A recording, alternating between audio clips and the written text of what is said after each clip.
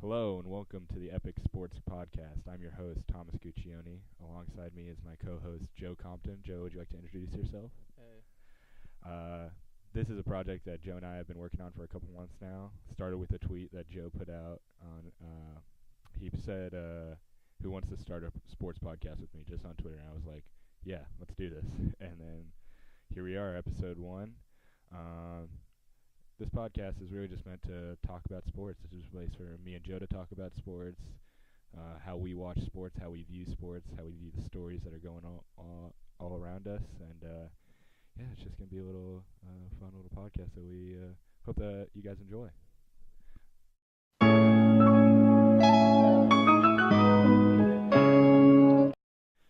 All right, here we are, Joe, episode 1, Epic Sports Podcast.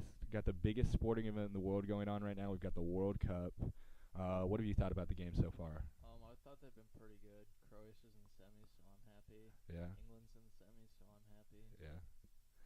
Well, my two teams that I usually root for are the U.S. and Italy, and they're both not there. So U.S. wasn't there, so I had to pick the mother countries. yeah, Germany's not in, so yeah. I'm not too happy. I've got some Croatian in me too. So my grandparents are Croatian, so I'm rooting for Croatia. But if Croatia loses in the semifinals, I'll probably end up going for England. Yeah, it's coming home to Croatia right now. It's coming home to Croatia. Well, for me, I think these games have been so exciting. I just like there have been so many good games, and it's been so fun to watch. First ones that came to mind were Japan-Belgium was a fantastic game. Japan stunningly going up 2-0. Belgium coming back with that third goal, that beautiful counterattack. Spain-Russia, big time upset. So many penalty shootouts. It's really everything you could ask for in the World Cup, right? Yeah, a lot more higher level of play from the lower teams. Yeah, and that's what I thought is interesting about this World Cup. It's been so open, right? 2014 was interesting because there were good games and there were exciting teams like Colombia in 2014, but Germany was forever the favorite, right? I mean, they gave up, I think, 3 or 4 goals the entire tournament. Like, they were always the clear-cut favorite.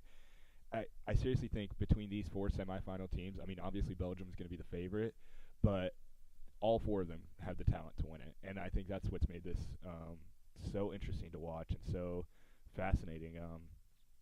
Let's talk about some of the storylines we've got. France's 19-year-old star, Kylian Mbappe, scored 2 goals against Argentina and an assist, 1 a penalty. Has been fantastic. I think even more interesting is the 24-year-old goalie for England, Jordan Pickford. He helped break England's curse. If you didn't know, England had not won a penalty shootout at a World Cup before, and the curse was finally broken. Joe, who do you think your pick is from semifinal on? Right, team-wise? Yeah, who do you think's gonna win it? Honestly, probably Belgium or France. I think the winner of that will win. Yeah. And the loser will get third. Yeah. Although I hope it's the opposite. Yeah. I'm not counting Croatia and England out. I just think that yeah. Belgium and France are just a half step above them. Yeah, I think so too. And I think the difference between Belgium and France and England and Croatia is just the depth. There's not one bad player on the pitch for Belgium or France. You just go down that line and it's just quality player after quality player for playing at a high level. But Harry Kane, he's been absolutely sensational. 6 goals, on pace to win the Golden Boot. I wouldn't be surprised if England goes out on top. They've been very good to watch. They've been very fun to watch. They're very young, very fast. Every team is young. Every team's fast. It's been a lot of fun. It's been a lot of fun to watch. But I just think I agree with you. I think Belgium's gonna probably come out on top. That'd be my pick. Just the way they performed in that Brazil game, where they just held strong. They've got a fantastic goalie in Thibaut Courtois. You just saw their class in that game against Brazil. They just, I think they just outclassed Brazil. You saw their counterattacks. Romelu Lukaku, fantastic striker. Kevin De Bruyne might be the best player in the tournament. He seriously might be the best player left in the tournament. That second goal, I was watching it in Lawrence, and you just saw the quality. And I think that's what's made Belgium fun to watch. We're gonna talk now a little bit about. We have to because we're Americans. We have to talk about the U.S. not being there. Um, how sad is it for you, Joe? I mean, it's pretty sad, but I mean, I really think we could have gone pretty far in this tournament. Yeah, that's what I thought too. And I was talking to my dad about this earlier, and he said, with how open this tournament is, if we get put in the right group and make it onto that easier right side of the knockout stage, like we could be in the quarterfinals, which is interesting. I mean, and it's just so frustrating to watch, right? So I have down here early in the group stage, Panama lost to England 6-1, but during qualifiers, the U.S. beat Panama 4-0. It's like there's no. You see Panama getting destroyed. You see Costa Rica not even getting a point, and it's like you know that these teams we're better than these teams, but we couldn't pull it through. Like just that. Oh man, it's still so tough. When I was that the day that we got eliminated when we lost to Trinidad and Tobago. Oh God, it was terrible. Also, the way the qualifiers are set up, obviously, it's meant to showcase each from or different teams from each continent, but we're obviously like a better team than like Saudi Arabia or like even Australia. Yeah, or yeah, for something sure, like for that. sure, for sure. And they're in the tournament and we're not. Yeah. And if we drew a group like Russia had, I think we could have gone. Yeah, like say I would say that we would be in the same group as like Panama. I guess that would be probably the closest thing that we could get to. But if we were like putting like Costa Rica, we probably have a good chance of going through. Probably not if we were putting in Panama because they had England and Belgium in their group. But it's just tough. It's even with how exciting this World Cup has been, it's still like lacking those U.S. games because even though I love the World Cup, I love it to death. The best games are the U.S. games, like going down to Power and Light or just watching it at your house or just like the whole basically country kind of stops for a little bit, even with how not a soccer country we are. Yeah, the atmosphere is a lot better. Yeah. You get some of it in the Croatian Yeah. stuff from here. Yeah. Even Yeah. For sure. The Catholic diocese Yeah. My watches the games. yeah, my grandma literally texted me. She's from or her dad's from Croatia, was an immigrant here, and she texted me. It was like Croatia play Wednesday. Do you want to go down to? You don't want to go down there and watch the games? And I was like, I couldn't because I have to work. But I was like, yeah, I would have loved to go because I saw some videos from there coming out of there, and they looked absolutely like great time. Looked like everyone was having fun. But yeah, that's my take on the U.S. not being there. It sucks. I think everyone knows that though. Yeah. I think we're all jointly disappointed in that. Yeah, but I do think it is kind of good. I do think that there's a plus side to this, and that it's kind of like we're rebuilding because the U.S. does have a problem with an institutional problem, really, and it's this idea that if you look at club teams from a young age, it's never for many club teams across America, it's about winning tournaments more than it is about developing skill or developing, being able to play good possession football. It's all about winning games. So instead of learning the proper skills and the proper fundamentals, they'll stick the fastest player up top and then just play long through balls, and that'll get you wins at that young age. But it's never going to get you wins unless you've just got unbelievably fast players, right? But it's never going to get you wins at the senior level.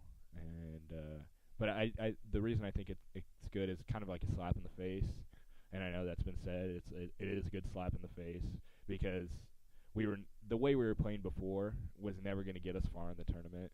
I do think it was right for us. I think it was good for us to try and be like, hey, this isn't working. We need to do better, and we need to be better. We're the richest country in the world. We have 300 million people, and we can't put together a good soccer team. Like yeah, it's we lost to Trinidad. yeah. And, I mean, like, in fair play, right? If we can't go into Trinidad and Tobago and a country of 3 million people and win a game there, we didn't even need to win. We needed to tie, and we would have played a playoff game to go to the World Cup. We can't get a draw out of Trinidad and Tobago, who are already eliminated. It's like we didn't deserve to go to the World Cup at that point. So it's honestly a blessing in disguise. A little bit. I mean, of course, I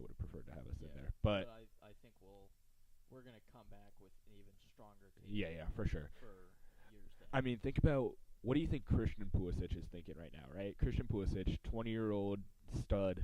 I mean, he's just an absolute stud. Plays for Borussia Dortmund in the Bundesliga, the German league.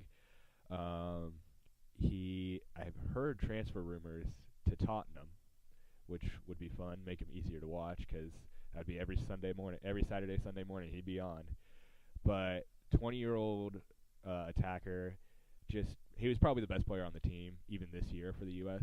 Right? I mean, you watch him and you're like, this dude is head and toes above everyone else on the pitch, both sides.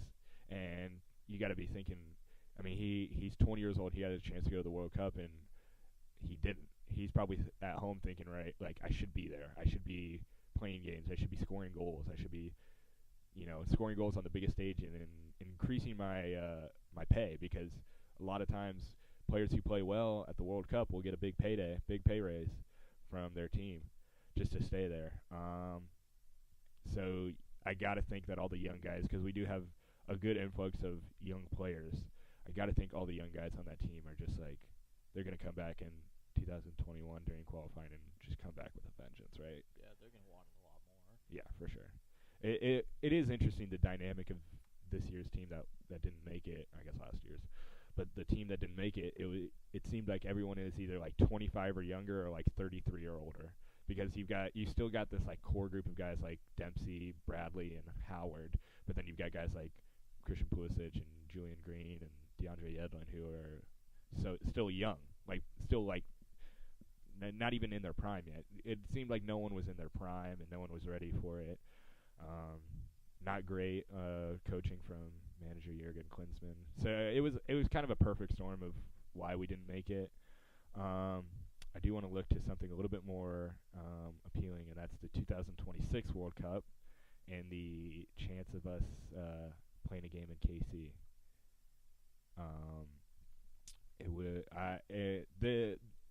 We've already been selected at Kansas City has already been selected as a potential host city. I definitely think that we have a good chance of getting games here. We wouldn't get U.S. games. Obviously, they're going to play those in New York or L.A. But the reasons why I think Kansas City will get games, one, Arrowhead holds 80,000 people, is open air and grass. Two, Lamar Hunt, the original founder of the Chiefs, essentially founded the MLS. And U.S. Open Cup. Yeah. After him. Yeah, for sure. Yeah. And he's still big in the U.S. men's national team, or the Hunt brothers are still big in the U.S. men's national team, kind of that field. The Hunt brothers they would have to do construction, about $1 million, take out the first couple of rows around the stadium, just to make space for the benches and coaches and stuff like that. I don't think Kansas City will get a whole group. I just don't think they have the infrastructure to hold 4 teams together and have the security to do that. Plus, there are no hotels right by Arrowhead, so they would have to put them downtown. So I think we'll probably my guess is that we'll split games with Kansas City and Denver. Like KC and Denver will probably end up hosting a group essentially. Two teams will play a game in Denver, and then they'll switch. How exciting is that for you? It would be pretty exciting. I mean, it's a few years down the line, but it's something to look forward to, and I guess something to hope for. Yeah. Even if it's just one game. Yeah. Even if the U.S. isn't playing, it's still. Well, no. U.S. would get an automatic bid. I mean, even if they're not. Oh yeah. I know what you mean. Really cool. Yeah. I would definitely go. I would for sure go.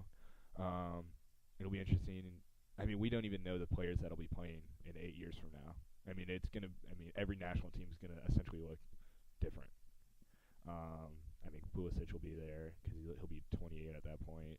But essentially, we don't know. And I was talking to my dad about this, and he was like, we don't have to go to games. He said we don't have to go to the games in Kansas City. We'll want to see who the players are, the big players, and we might want to go there. Because, I mean, Messi and Ronaldo will be retired. Neymar will be past his prime. There will be a lot of different faces to every team. It's just tough to even look forward to that right now. But it is going to be very exciting. I can't imagine what the atmosphere would be like in a U.S. game by that time. Like, imagine they're playing like England or Germany, and the whole stadium is just American fans. I mean, how cool would that be, right? Yeah, it'd be really cool to see, and especially in Kansas City because we're a pretty big soccer town. Yeah, So. for sure. We're one of the biggest soccer towns in the country. At least I would say. I think we're right up there with the Northwest, Portland, Seattle. I think Portland and Seattle are the other two biggest, I would say. Yeah. Uh, I've even heard us called soccer capital of America a couple times. yeah. I don't I mean, know how accurate that is. I don't know. 4 trophies in 5 years isn't bad for Sporting KC. Not bad. Consider we've never been able to bring in like those big name guys that come over once they're older. Like yeah, you got like Zlatan. yeah. Like we don't we don't have guys like that. We Rooney just signed. yeah. DC yeah. I think that's gonna be it for our World Cup coverage right now. But we're gonna move on to NBA free agency. Obviously the big news: LeBron to LA. What do you think? Do you think that the Lakers lineup right now has a chance of beating Golden State? I don't know because I'm not sure really anyone does. I I think yeah. they have a better chance now. Obviously yeah. They've got. I would still probably put my money on. If one team was to beat Golden State, I would still probably put my money on Houston, just because they were so close. I mean, realistically, if you look at it, if Chris Paul plays in Game 7 and Houston doesn't miss 27 straight three-pointers and just absolutely chokes the game away, they're probably in the finals, honestly. And that's why I think they didn't go after LeBron, just because they were so close, and they felt that if Chris Paul's healthy, then they go through. We'll obviously never know. It could have been a different game. It could have been different pace. There's a lot of factors to it, but for the most part, I think Houston was content with where they are. They did lose Trevor Ariza, their starter, but I think that's why Houston didn't go after him. How about all the dumb pieces that LA is putting around LeBron? I just don't get it. Like the signing of Rajon Rondo, Lance Stevenson, it just doesn't make sense to me. Yeah, I don't know. I've heard that he's trying to get him to hold off on signing some. Yeah. But Yeah. I think that what they're doing essentially is wasting a year, throwing away a year, because obviously the other big guy, he's technically not in free agency, but he might as well be, Kawhi Leonard. Obviously, he can't decide where he goes because San Antonio still has his rights. But next year will be Kawhi's last year on a contract on San Antonio's contract. I think that it was wise of LA not to trade their young pieces for Kawhi, just because if he's gonna go there, he's gonna go there next year. I think they're just and all the guys that LA signed this year are on 1-year deals. I think they're essentially just making cap space for Kawhi next year. I think it was actually wise of them because realistically, if the Lakers were to trade for Kawhi right now, it'd probably end up having to be Kuzma and Brandon Ingram and a first-round pick, and that's just a lot to give up for a guy you're going to get next year.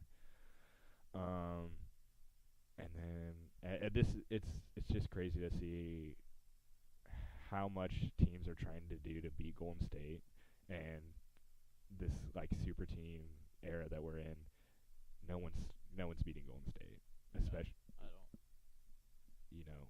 DeMarcus Cousins too. We don't know how healthy he is. We don't know how much he's going to play, but he'll be ready for the playoffs. That's 5 All-Stars.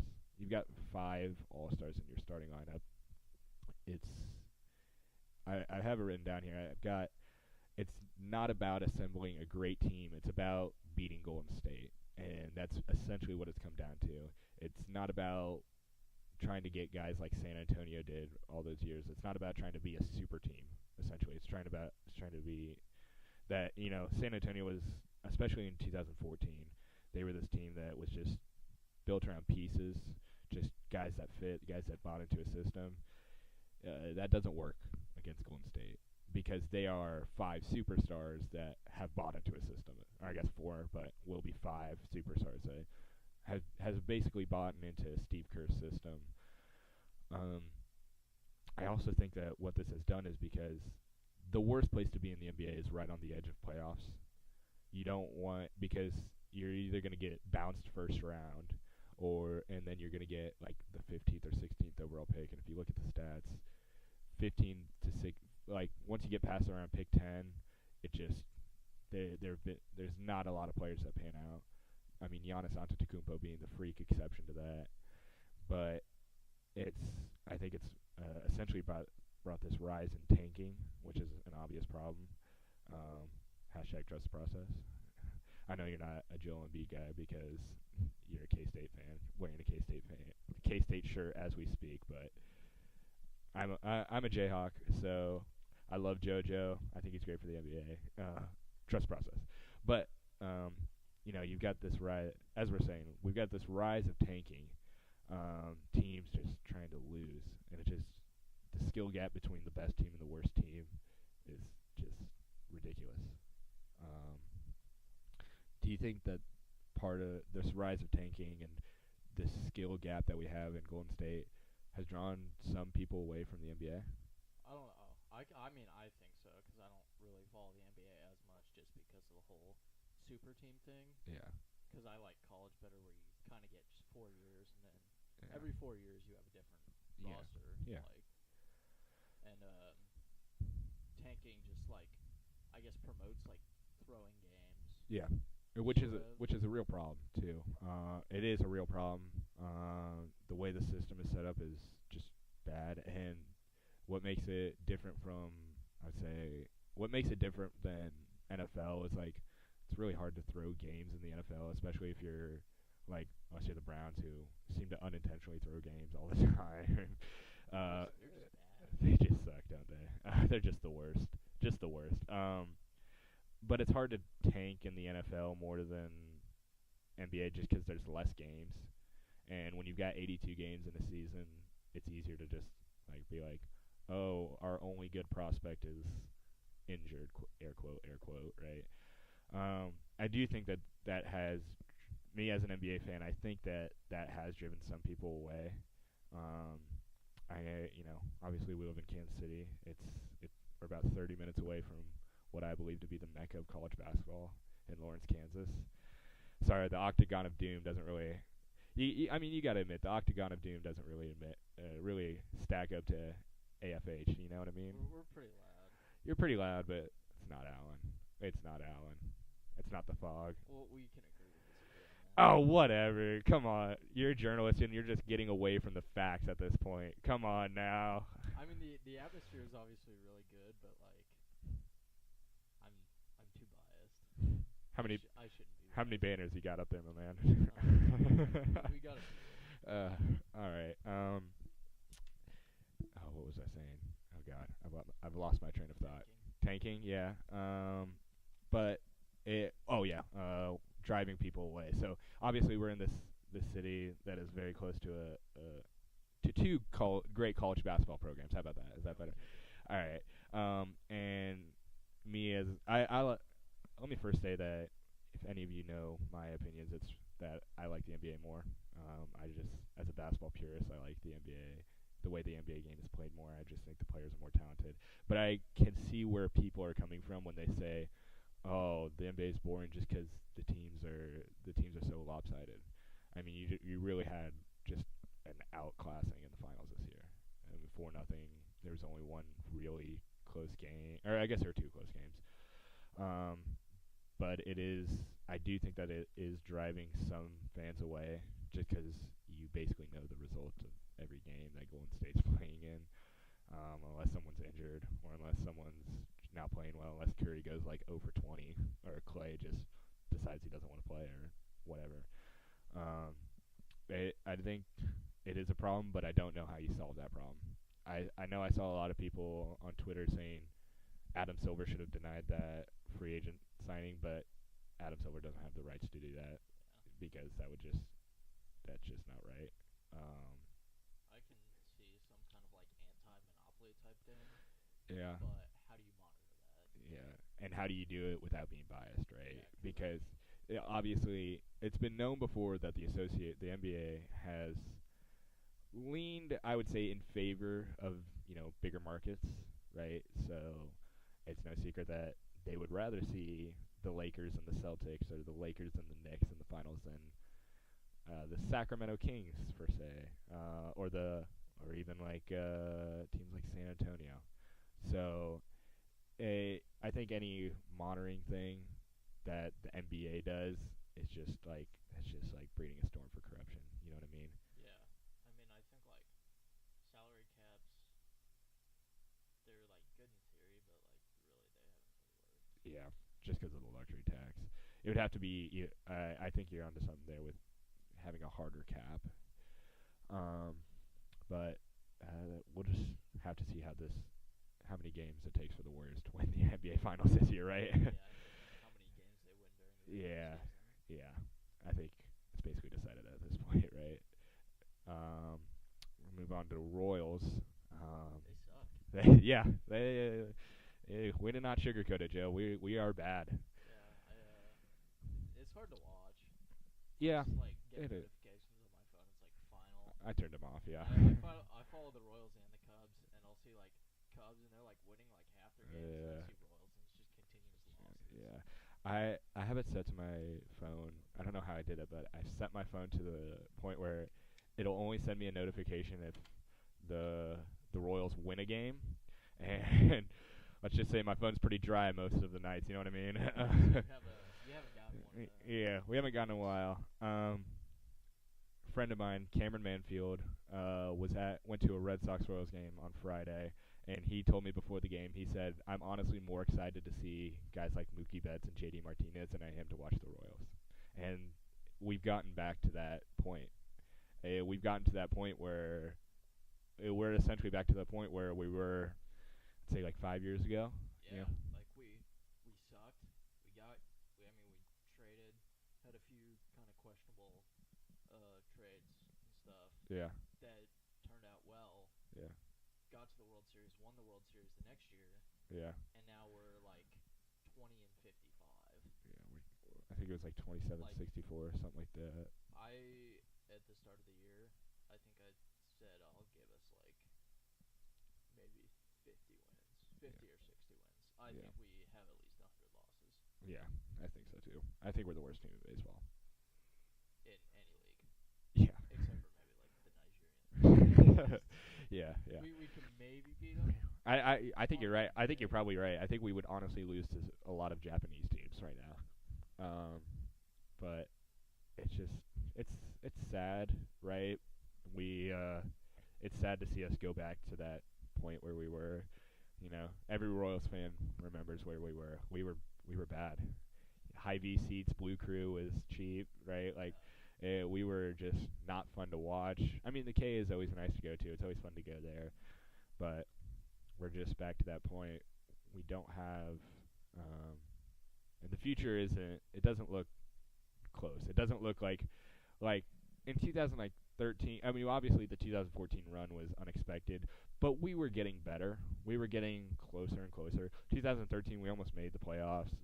We lost it there. We lost it with about a couple weeks remaining, but it was better. 14 we made it. 15 we almost won. 15 we won. And 2016. 16 and 17 we both finished exactly 500. Exactly 500. Yeah. And this year we're not finishing. We're gonna finish like 250. Yeah, that's a stretch. Yeah. It's not frustrating because we're incredibly lucky that we even got to see a World Series team, right? The stars really did align, but it's just like, man, I miss being good. I know we were only good for 2 years, but I miss being good. I miss watching the Royals without like expecting a loss. Yeah. I miss watching the Royals and expecting to win, or expecting at least a close game. I'll turn on a Royals game, it'll be 3-0 Royals, and I'll be like, oh, I have no confidence in us. And that brings me to the point of who we have that are trade pieces, because we need to start looking for the future. Obvious one is Salvador Perez. Club hero, really. best catcher in Royals history, World Series MVP. That's a tough one to let go, but I think we got it right. Yeah, love him, but I mean It's time to move on, and I don't want to see Salvi play so many games for a team that sucks. it's kind of move on. Yeah, He deserves better, right? he definitely does. He doesn't deserve to play on a team that is as bad as we are. We have not treated him very well. No, with how many games we've played on, with how many times. I mean, I'm sure that the injuries that he's attained have been just overwork. I mean, he's been our everyday catcher for 4 or 5 for so long now. I mean, he was the face of the Royals, really, and it's just I think time to move on because I think right now is as good of a we're gonna get as excuse me we're gonna get as much back as we ever will for Salvador. Um, I mean, he's only getting older. He's only playing more games. He's only adding on to that. Um, Strain. only on, yeah.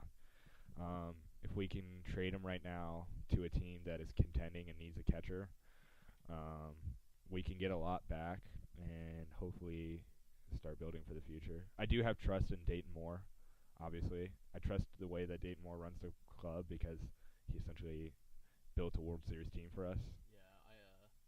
I remember back in the day when he traded Greinke. I was pretty upset about that because We all were. I thought it was just a really stupid trade. For a bunch of guys we didn't know about. And then we got, I'm pretty sure Alcides out of that. Alcides and Kane. Yeah. So I mean, it was a very good. Yeah. It panned out well. It panned out well. I don't know if Dayton thought it was going to pan out that well, but it did. He rolled the dice. He rolled the dice, and and he knew he was going to get PR backlash from that. He knew that was going to drive a lot of fans away because we had a Cy Young Award winner for the first time since I would assume Saberhagen. Yeah, and then we just traded him away. We traded him away for prospects, and it was obviously the right move. Other trade pieces, there's not a.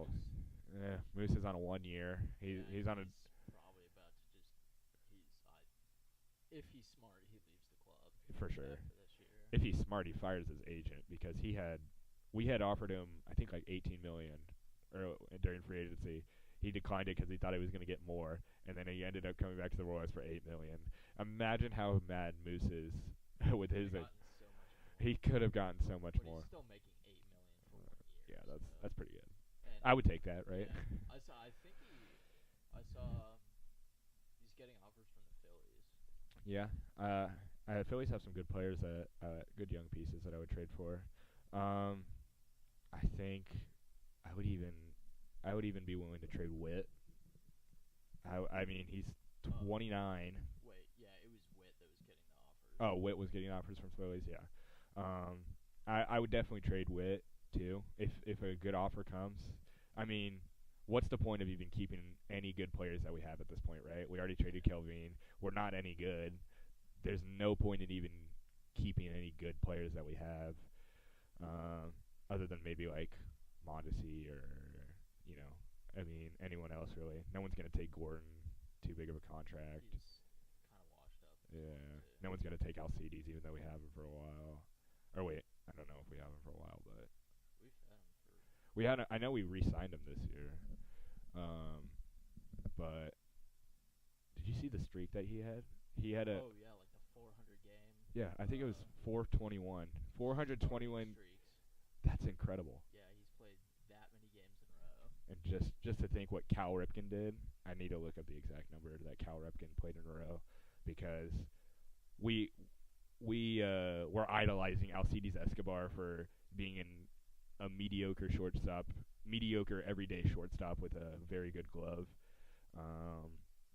He was really, I mean, he was a good fielder. He certainly was, and thinking back on it, he was our leadoff hitter during the World Series. Yeah, and I always forget because. I mean, first pitch of the.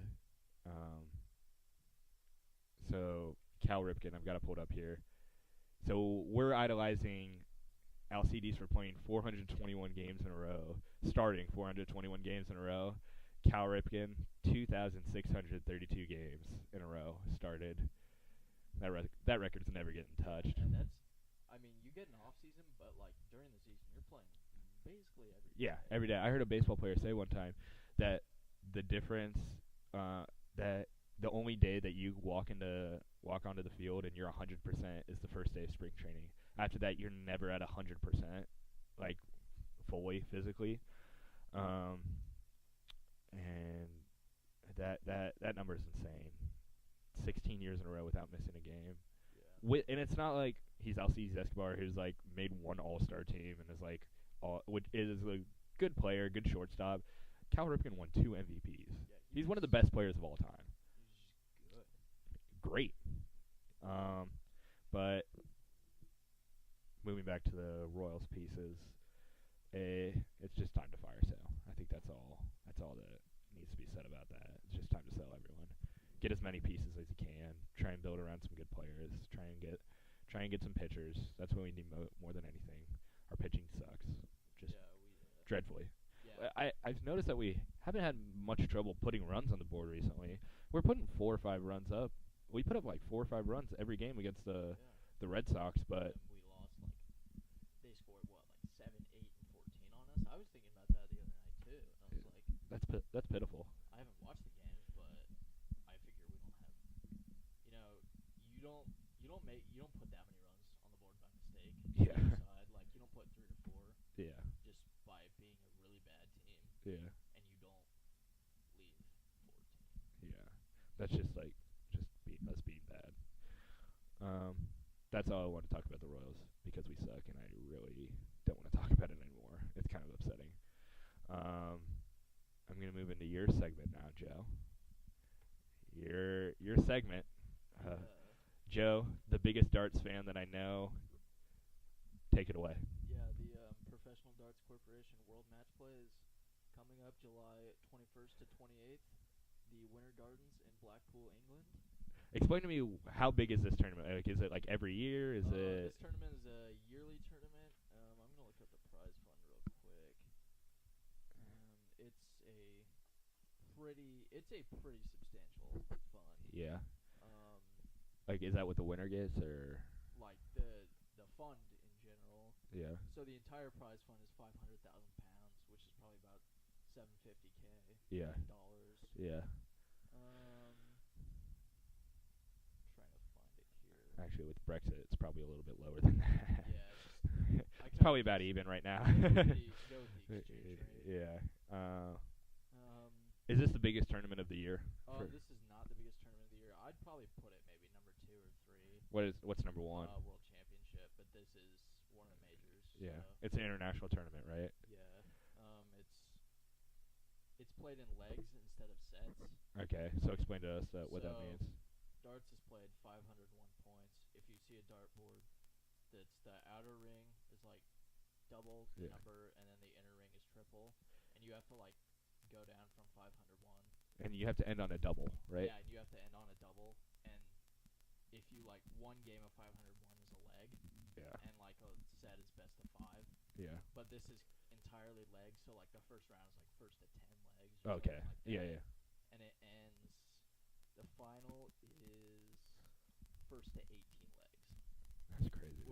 That's an insane amount of darts. It's insane. Like you'll throw what, like 300, 400 darts in that game, right? Probably. I mean, they're a lot better than us, so they get through it pretty quickly. Yeah. They can hit the triple 20. Yeah, basically on command at that. As far as I know, I've watched enough darts to see in preparation for this. I've watched enough darts to see like, okay, these guys know what they're doing.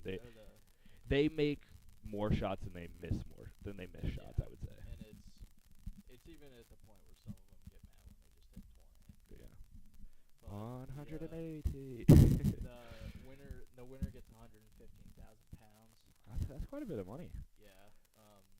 The World Championship prize fund actually just got moved up. Winner gets £500,000. Oh, whoa. Jeez. And these guys aren't really like, they're mostly like blue collar. Yeah. So, I mean, this is their job now, but they all come from mostly blue collar backgrounds. Yeah, working families. Yeah. Yeah. World champion Rob Cross was an electrician. Oh, nice. Yeah, and there's mostly like that, construction, joinery, which is like building like furniture and stuff. Like there's stuff like that. Yeah. And I have Your bracket. my trusty bracket here. You got your bracket. We don't need to go through every We're not match. gonna go through the entire thing, but I'm gonna highlight my Who your matches to favorites? watch. Matches to watch. Who your favorites? Michael Van Gerwen is the obvious favorite. Goat. World number 1. Goat. He's up number 1 in the order of merit by like a million pounds. So it's based on how much money you make. And if you haven't seen who Michael Van Gerwen is, obviously because darts isn't a very popular sport, Michael Van Gerwen is this bald-headed, no-haired guy from the Green Machine. He's bald, has no facial hair. He looks like a hitman from one of the Hitman video games, and he's just a robot, and he seems to hit every single shot. He's from Netherlands, right? Yeah. It's honestly insane. He's robotic. How good he is. He's robotic. I've talked about this before. Whenever you want to watch how good professional athletes are, Watch the best player. Watch the best player, or I would say watch them in practice. And like darts is like obviously you can't really. There's not like drills that you can do for darts. It's basically just like work on throwing at triple 20 or work on throwing at one spot, right? That's how. A lot of doubles, right? But for like basketball, you can do lots of different drills, lots of different shooting positions. And there's this video that came out a couple of months ago. It was of Curry and Durant, in not even warm-ups, just during practice, shooting corner threes from the same spot. Like it was like a 45-second video. Not even one of them hit rim. And it's like they're basically robots, right? And that's how I would compare these dart players. It's like they're just robots. They show emotion, obviously, but Van Gerwen's probably the biggest offender of them. yeah. Oh yeah. But he's fun to watch. Yeah, he's definitely my He hits favorite. clutch. He hits clutch shots. He does a lot. But he's a showman, really. Yeah, I would say honestly, he's probably the most dominant individual of any sport. Yeah. Ever. Probably. How many world championships has he had? He's won 2 right now. Phil Taylor's won 16, but I honestly believe if he had played at Phil Taylor's time, he would have won every single one. Phil Taylor, another robot. Phil Taylor, just retired. He's won the world match play 16 times as well. Yeah. Him and Michael had some pretty Epic bouts. Yeah. Especially in the Premier League, right? Yeah, Premier League. Those were, I'd say, the 2 biggest. And Michael Van Gerwen's World Cup team that he was just on with Raymond van Barneveld for the Netherlands, I'd say is probably the most dominant display in any international event from any team. They, I think in the entire, like the first 2 rounds, they won 12 legs and didn't lose any. Yeah. And then they only lost, I think, like 1 leg every once in a while. Yeah. They might have only lost 3 that entire tournament. I don't know how to read all this. So you've got. Yeah, he's Michael Van Gerwen's a 2-time world championship winner, 2-time world match play. He has won every single major title at least once. He's won every single major title except for the Champions League twice. He's won each one at least twice. Couple 3s, couple 4s in there. Yeah, he's never won the And championship. he's 29. Yeah, Look at that man. We've got his Wikipedia page pulled up. Look at that man. He's also got the world record for highest average. Yeah. And he's 29 years old, so he's gonna play. How old do darts players usually play? Phil Taylor's 60s. Oh, so he's got plenty of time. Yeah, he said I think he's maybe gonna try and play maybe 10 more years or something like that. I think is what he said, but that was a few years ago. It could have changed since then. I bet you like him because I'm reading this right now. His walk-up music, which is hilarious to me that the darts players have walk-up music. I think that's hilarious. If you've never seen what a darts game looks like, it is so rowdy. Yeah, just go look it up. Just go watch darts highlights, and they're in this like long stadium. It's closed, but like it's basically just an all floor level, and like they're at these like tables, these like lunch table looking things, yeah, and like girls are serving them beer, and like it's like it's insane. They just the German World Series event that just happened in I don't know where. I think it was Schalke. Do they play in Schalke? I'm not sure. They filled Volkswagen Arena to like 11,000. Oh yeah, yeah, that's crazy.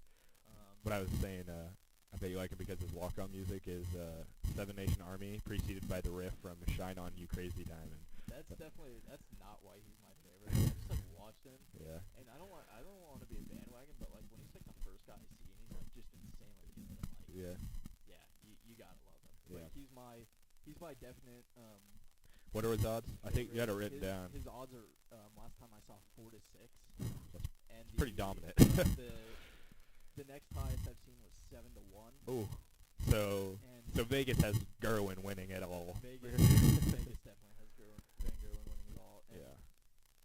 the like lowest odds, so like the worst odds for anyone is his opponent, Jeffrey Vaughn. So Michael Van Gerwen's the 1 seed basically. Yeah, he's the 1 seed. So all the Order Merit players, the top 16 are seeded, and then the Pro Tour, it's like the top 16 that weren't on the Order Merit get like they're like not seeded, but they're in it, and then they just get drawn to a certain person. But Jeffrey Deswan drew Michael Van Gerwen. His odds are 500 to 1. Yeah. The next lowest is like 200 to 1. 500 to 1. That's a long shot. Yeah, I have a few non-seeded in this bracket. I have a few non-seeded players winning their matches. Namely in point, Keegan Brown versus Dave Chisnell. I actually don't have Keegan Brown winning, but I do think he'll make it pretty close. Yeah.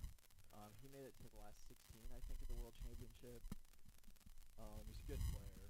Yeah. Just needs to if he finds form, he'll turn If he it gets hot, he's streaky. Yeah. All right. And with this legs format, it's a lot more chance for upset. Okay. Yeah. So it favors because like I would assume having to win 5 sets, right? Isn't that what is it?